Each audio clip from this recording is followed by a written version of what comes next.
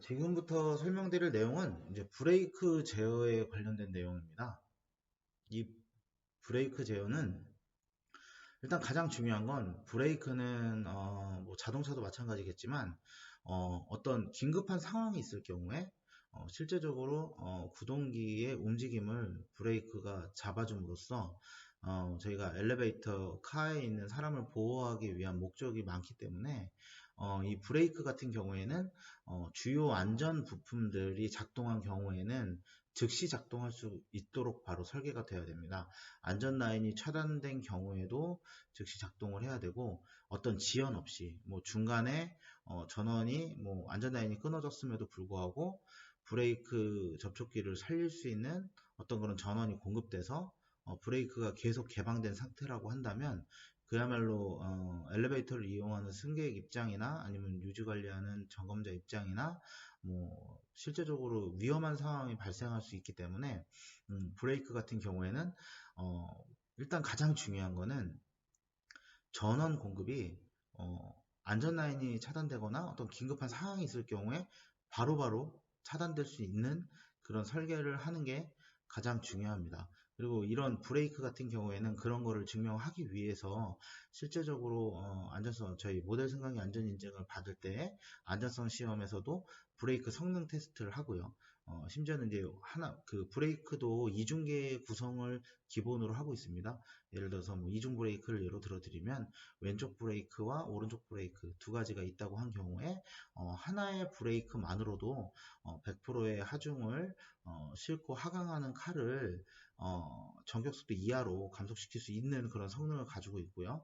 그리고 두 개의 브레이크가 동시에 작동하는 경우에는 125%의 하중을 실은 것도 감속시켜서 카 안에 승객이 뭐 위험하지 않게끔 정지시킬 수 있는 그런 기계적인 성능을 마찬가지로 가지고 있는데 기계적인 성능은 충분하지만 만약에 어떤 정기적인 회로 구성이 잘못됨으로 인해서 브레이크가 실질적으로 작동해야 함에도 불구하고 지연 동작으로 인해서 작동하지 않게 되면 사고가 발생할 가능성이 아주 높기 때문에 이 브레이크 제어에서 관련된 내용은 안전라인이 차단되면 바로 정지할 수 있는 추가적으로 외부에서 전원을 공급받지 않는 그런 설계가 갖추어져 있는지에 대한 내용을 이 브레이크 제어 파트에서는 요구를 하고 있습니다.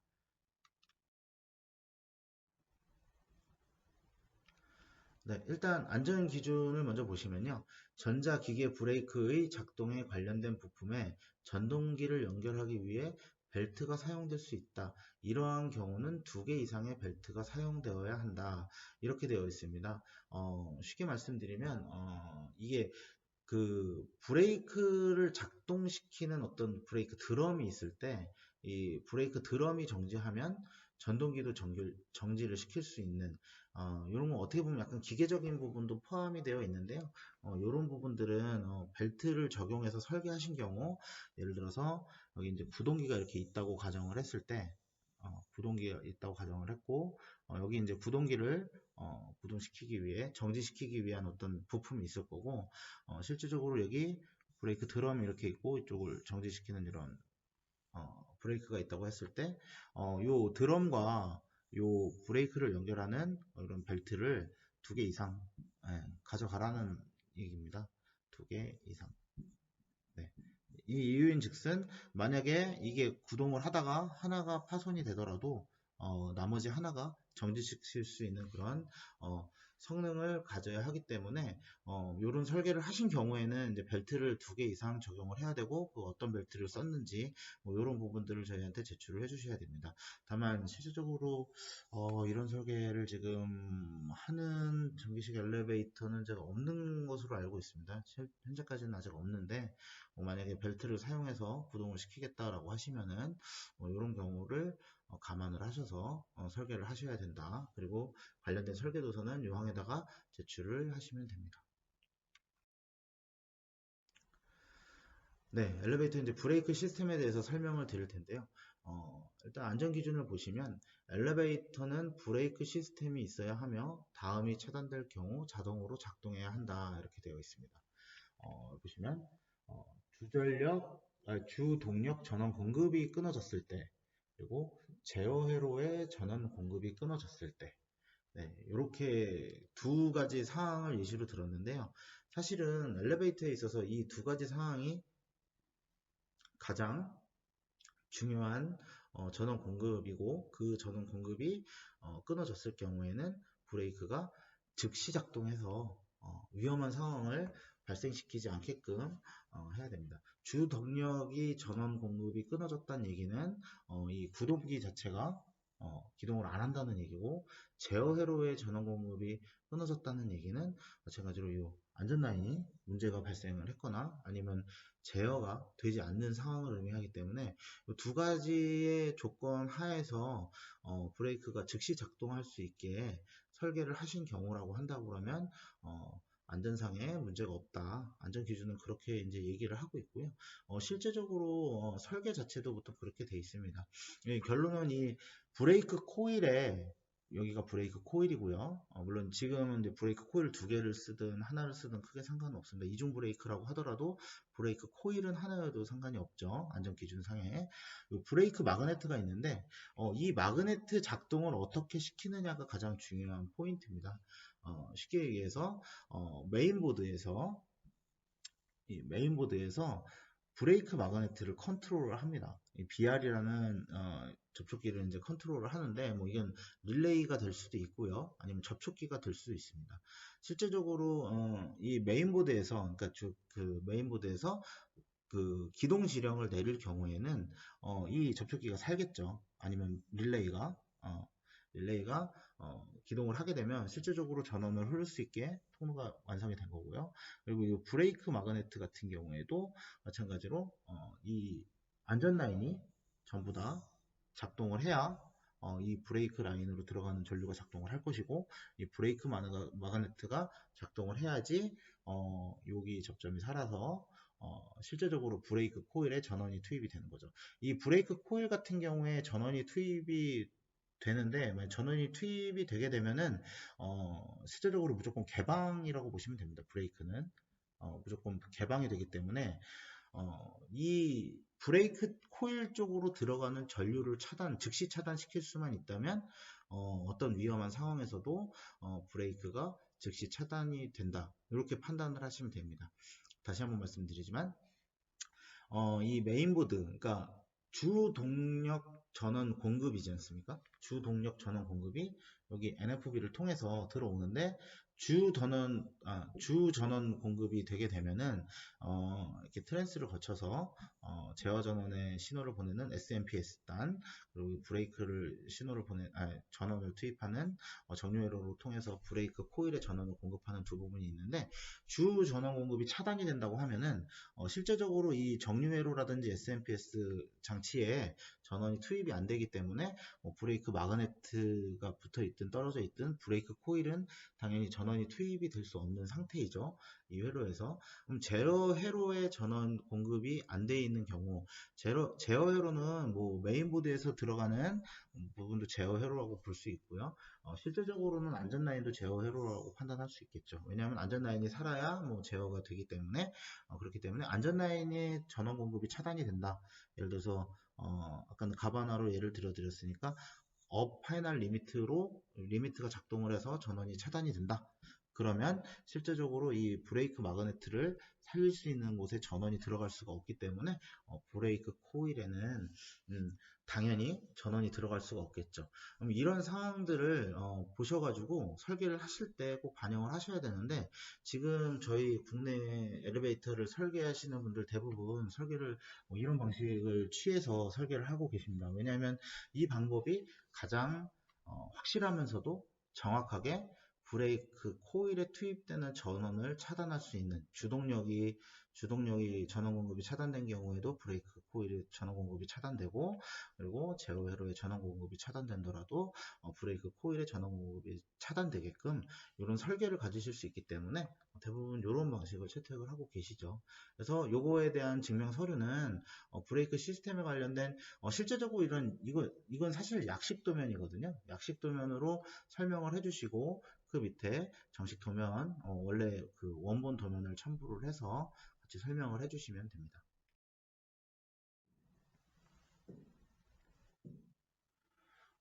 다음은 정상 운행 브레이크 개방과 관련된 내용입니다. 13.2.2.3에서 정상 운행에서 브레이크 개방에 관련된 내용을 설명을 하고 있고요. 실제적으로 다음 사항을 만족해야 한다. 이렇게 좀 정의가 되어 있습니다. 이 다음 사항을 만족해야 한다라는 의미는 이 가항에서부터 마항까지 전부 만족을 해야 된다는 걸 말씀을 드리는 거고요. 이 가항에서는 1번과 2번 두 가지로 나누어져 있는데 이 두 가지 중에 하나의 방식을 선택해서 설계를 하시면 됩니다. 실제적으로 구동기 전류를 차단하는 장치와는 별개로 이렇게 돼 있다는 얘기는 구동기 쪽에 사용되는 마그네트랑 별개로 구현을 하셔야 된다라는 말입니다. 구동기 쪽에 사용되는 접촉기가 따로, 왜냐하면 구동기를 기동시키기 위한 접촉기가 살았을 때 그 접점을 사용을 해서 브레이크 또한 개방시킬 수 있다라고 하면은 실제적으로 이 브레이크 쪽만 별도로 컨트롤하는 게 불가능합니다. 예를 들어서 구동기 쪽에 전원 투입시키는 마그네트가 융착이 되게 된다고 하면 정지를 시켜야 되는데 브레이크 쪽에 사용된 것과 동일한 걸 사용을 하시게 되면은 구동기 쪽에 융착이 되면 브레이크 쪽도 같이 융착이 되는 상황이 발생을 하게 됩니다. 그렇기 때문에 별개로 전기장치를 사용을 하셔야 되고 두 개의 독립적인 전기장치, 이 의미는 아까도 말씀드렸지만 이중계를 의미하죠. 한 개가 융착이 되더라도 나머지 하나는 정상 작동을 하기 때문에 위험 상황을 방지할 수가 있죠.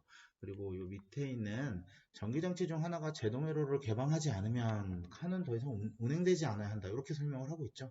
요거는 아까 그 구동기를 움직이기 위한 전기장치와 마찬가지로 모니터링, 즉 감시 기능이 있어야 합니다. 감시 기능이 있어야 한다를 얘기를 해주고 있고, 또한 감시 기능 시에도 동일하게 결과를 가져야 한다, 이렇게 정의가 되어 있는데, 요거는 감시 기능이 작동을 해서 융착 감시를 하고, 만약에 융착 감시가 불가능한 상황이 발생을 했을 때에도 더 이상 운행되지 않도록 그런 설계를 해야 된다는 걸 의미를 하고 있습니다. 그리고 이 15.2.3을 만족하는 전기 회로는 실제적으로 이 15.2.3항에서 요구하는 게 그 안전회로에 관련된 내용들입니다. 이 복합적인 고장들, 뭐 제1고장이랑 제2고장이랑 두 개의 조합에 의해서 위험한 상황을 발생하는지 발생하지 않는지 뭐 이런 부분들인데 이런 부분들에 포함이 된 경우에는 사실상 안전회로이기 때문에 별표 2, 즉 제어반 안전인증을 받으실 때 안전회로를 같이 안전성을 검증을 받으셔야 되기 때문에 여기 포함돼서 검증받은 것들이라고 하면 브레이크 회로를 그렇게 적용을 하셔서 설계를 하셔도 됩니다. 이제 날을 한번 살펴보도록 하겠습니다. 엘리베이터의 전동기와 발전기와 같은 기능을 할 때 전동기에 의한 회생 전력은 브레이크를 작동하는 전기장치에 직접 공급되지 않아야 한다. 이렇게 되어 있습니다.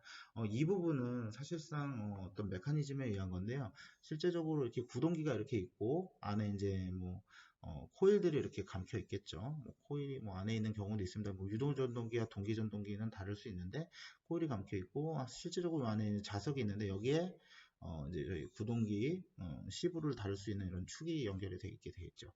실제적으로 이 기계적인 장치를 돌리기 위해서는 여기에다가 전류를 흘리게 되면 전류를 투입을 하게 되면 저희가 통상적으로 사용하는 전류는 교류 전류죠. 교류 전류 같은 경우에는 이 전류가 흐르게 됨으로써 전개가 형성이 되고 전개가 형성되면 자개가 회전을 하기 때문에 실제적으로 이런 자개가 회전함에 따라서 안에 있는 자석이 극성에 맞게 회전하는 것, 요게 바로 이제 전동기의 원리고, 반대로 이 전류를 투입을 안 한 상태에서 그 기계적인 장치를 회전을 시키게 되면, 강제적으로 회전을 시키게 되면 실제적으로 자개가 회전을 하면 전류가 형성되는 게 바로 이제 전기의 법칙인데요. 이런 경우에는 이제 발전기라고 볼 수가 있는 거죠. 그래서 동일한 전동기를 놓고도 이거를 구동기로 쓸 수도 있고 발전기로도 쓸 수 있는 뭐 그런 상황이 발생을 하게 됩니다. 따라서 특히나 이 엘리베이터 같은 경우에는 무게 차이에 의해서 예를 들면 저희 오버밸런스율과 뭐 동일한 얘기인데 엘리베이터의 무게가 이게 사람이 하나도 안 타 있다라고 가정을 하게 되면은 실제적으로 이쪽 그 균형추 쪽에 있는 무게가 50%가량, 50% 오버밸런스일 때 50%가량 더 무겁습니다. 그래서 빈 카일 경우에는 카가 내려갈 때에는 이 엘리베이터를 구동시키는 구동기에 전류를 투입해서 카를 움직이게 되겠지만 만약에 카가 올라올 경우에는 이 속도를 컨트롤하기 위한 전류 정도만 투입이 됩니다.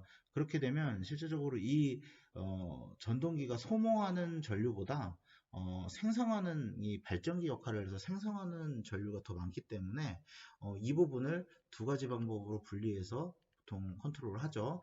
하나는 저항 쪽으로 보내서 생성된 그 남은 전류를 태워버린다거나 아니면 회생 전력 장치를 이용해서 이 전원을 사용을 다시 할 수 있게끔 엘리베이터에서는 두 가지 방식이 요구가 되는데요. 이 저항으로 태워버리는 방식 같은 경우에는 크게 문제가 되지 않으세요. 왜냐하면 저항은 그 전류가 흐르게 되면 열로서 이 전류를 소모를 하기 때문에 뭐 크게 문제가 안 되는데 회생 타입을 선택하신 경우에는 이 회생 전력이 발생을 한 거를 다시 이 브레이크를 개방하는 데 사용을 하시게 되면은 실제적으로 카가 가벼운 상태에서 위로 올라가는 도중에 발생된 회생 전력으로 인해서 브레이크는 계속 개방된 상태가 됩니다. 카가 정지할 때까지. 그렇기 때문에 이렇게 브레이크 쪽으로 전원 투입이 안 된다라는 거를 입증을 해 주셔야 됩니다. 그게 나에서 요구하는 내용이고요. 다 같은 경우에는 브레이크 제동은 개방 회로의 차단 후에 추가적인 지연 없이 유효해야 한다. 이 얘기는 뭐냐면요. 브레이크가 제동을 했다는 얘기는 어떤 위급 상황이 발생했다는 얘기입니다. 구동기 쪽 전원이 구동을 시키기 위한 전원이 차단이 됐다거나 아니면 제어 관련된 전원이 차단이 됐다거나 뭐 이렇게 뭐 위급한 상황이라는 걸 의미를 하는데 만약에 어떤 그 회로가 차단이 된 이후에 바로 작동을 하지 않고 어떤 딜레이를 가질 수 있는 그런 회로가 구성이 돼 있다면 이 부분에 대해서는 급정지를 해야 되는데 바로 정지를 못하는 거죠. 자동차로 비교했을 때 뭐 제동거리가 훨씬 늘어나게 됩니다. 그러면은 실제적으로 이 브레이크가 잡아야 줘야 하는 그 제동거리 이상의 그런 그 미끄러짐이 발생을 할 수 있기 때문에 이런 부분들은 이제 추가적인 지연이 없게 설계를 해야 된다라는 걸 의미하고요. 전자기계 브레이크에 대한 과부하 또는 과전류 보호 장치가 동작되면 구동기의 전원을 차단해야 한다. 뭐 이런 것들은 간단하게 그 전류를 가지고 과부하 또는 과전류 보호 장치 뭐 이렇게 설계를 하게 된 경우에는 과부하가 걸리게 되면 정지할 수 있게끔 설계를 하시면 되고요. 이 부분은 전동기 전원이 켜지기 전까지 브레이크에 전류가 공급되어서는 안 된다. 다시 말해서 미리 브레이크를 개방하면 안 되고 전동기에 전원이 들어오면 그리고 난 다음에 브레이크를 개방을 하라라는 얘기입니다. 바꿔 얘기하면 전동기 전원이 들어오기 전에 브레이크가 개방을 하게 되면 통제불능의 상태로 카의 무게 차이, 카와 균형추의 무게 차이에 의해서 위로 튀어오르거나 밑으로 가라앉았다가 출발할 수 있는 어떤 쉽게 얘기하면 롤백 현상인데 롤백 현상이 발생할 수 있는데 이런 것들은 가급적이면 가급적인 게 아니라 이런 것들은 전류가 공급이 되지 않게 즉 그 전동기 전원에 전원이 들어갔을 때 비로소 구동기 전원도 전원이 들어가게끔 이렇게 설계를 하셔야 된다라는 걸 의미를 하고 있습니다. 그래서 요약을 하자면 브레이크 개방 시스템 설계도서는 지속적인 전류 공급으로 인한 개방을 하거나 지속적인 전류 공급으로 인해서 개방을 해야 하고 두 개의 독립적인 전기장치를 사용을 해야 하며 회생 전력이 브레이크 시스템으로 공급돼서는 안 되고 브레이크 제동은 지연 효과가 없이 작동을 해야 되고 과부하 또는 과전류 보호 장치가 동작한 경우에 구동기 전원을 차단을 해야 되고 그리고 전동기 전원이 공급되기 전까지 브레이크에 전원이 공급되어서는 안 된다. 이제 이런 부분을 설계도서나 뭐 이런 부분들을 통해서 저쪽으로 설명을 해주시면 됩니다. 네, 주동력 제어 회로 차단 회로도 요거는 앞서도 다 설명을 드렸는데요. 여기 보시면 아시겠지만 주동력이 차단이 되게 되면 실제적으로 구동기 쪽으로 가는 전원도 차단이 되고 이 트랜스포머를 거쳐서 그 브레이크 쪽 가는 전원도 차단이 되고 실제적으로 메인보드로 가는 전원도 차단이 됩니다. 그렇기 때문에 기동이 불가하고요.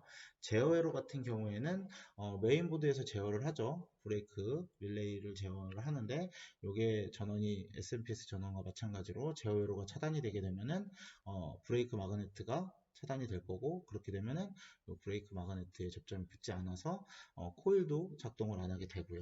실제적으로 안전 라인도 마찬가지로 안전 라인이 이렇게 이어져 있는데 안전 라인으로 투입되는 이 전원이 안전 라인이 끊어져서 차단이 된다고 하면 제어 회로에서 브레이크 릴레이를 붙인다고 하더라도 실제적으로 브레이크 마그네트는 작동을 안 하게 되는 이런 설계를 해주시면 됩니다. 네, 그리고 2개 이상의 독립적인 전기장치 및 접촉기 개방 확인 회로도라고 제가 표현을 해드렸는데요. 실제적으로 여기 같은 경우에 메인보드에서는 MC 마그네트와 브레이크 마그네트 2개를 사용을 해가지고 제어를 하게 되고요. 그리고 이거는 브레이크 릴레이도 있고 여기 브레이크 마그네트도 있습니다. 다시 말씀드리면은 MC와 그 브레이크 마그네트가 작동을 한다고 하더라도 여기 RBR 릴레이하고 RBK 릴레이가 다 작동을 해야 실제적으로 브레이크 코일의 전원이 투입되기 때문에 이런 거 같은 경우에는 이제 2개의 독립적인 전기 장치를 사용했다라고 판단을 하면 됩니다. 네, 그리고 2개 이상의 독립적인 전기 장치 및 접촉기 접점 개방 확인 회로도 이렇게 되어 있습니다. 요거 같은 경우에는 이제 브레이크 접촉기 융착 모니터링이고요. 뭐 요거 같은 경우는 브레이크 개방 확인 스위치 모니터링입니다. 이 모니터링과 관련된 내용은 어떻게 설계하셨는지 설계도면 회로도를 첨부를 해주시고 그에 맞는 설명을 해주시면 되기 때문에 이건 앞서서 설명드린 구동기의 어떤 그 모니터링 회로와 크게 다른 바가 없습니다. 실제적으로 구동기를 구동시키는 접촉기 관련된 내용들이나 브레이크를 개방하기 위한 그 회로에 관련된 내용들이나 일명 상통하는 내용들입니다. 그러니까 감시 기능은 이런 접촉기나 릴레이 같은 경우에는 기계적으로 신호에 의해서 전류를 흘렸다가 붙으면 전류가 흐를 것이고 떨어지면 전류가 차단이 되는 걸로 동작을 제어를 하는 시스템이다 보니까 어떤 기계적인 융착이 발생할 수 있는 경우를 무시할 수가 없습니다. 무시할 수 없기 때문에 이런 부분들은 뭐 접촉기에 관련된 거는 KSC IEC 60947-4-1에 관련된 시험을 통해서도 확인을 하고, 그리고 추가적으로 이런 감시 장치를 통해서 그 융착이 된다거나 이런 부분들을 충분히 모니터링 할 수 있는 설계를 하라는 의미로 받아들이시면 될 것 같고요. 이런 부분을 설명을 하실 때에는 이렇게 회로도를 첨부를 해주시고 별도로 이제 플로어 차트나 이런 걸로 추가적인 설명을 해주시면 됩니다.